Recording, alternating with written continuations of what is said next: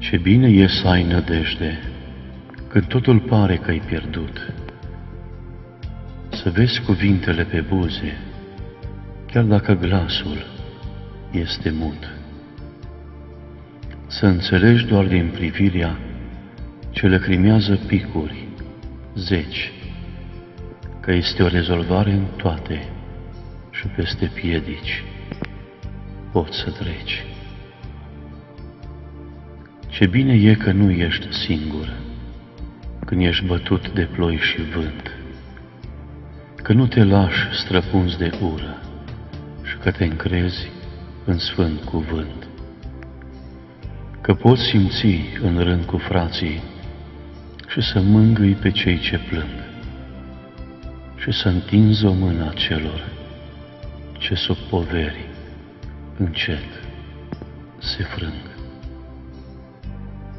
Ce bine e să vezi o rază când cerul întreg e plumbuit, să simți căldura cum coboară în sufletul tău obosit.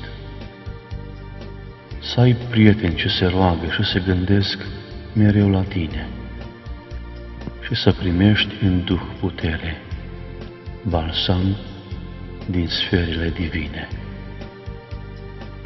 Ce bine e să legi o rană atunci când este sângerândă,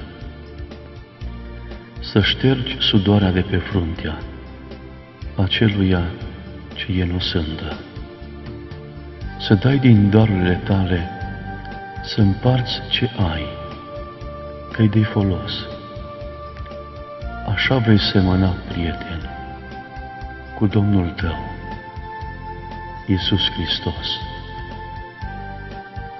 Ce bine e, ce bine-i, Doamne, să-ți simt prezența chiar acum. Tu ești cu mine în orice vreme și mă veghezi pe al vieții drum. Binecuvântă, Doamne, astăzi pe toți acei ce sunt cercați. Învață-ne să fim ca Tine, să știm ca să trăim ca frați. Ce bine e să ai nădejde, de Lucica Boltașu.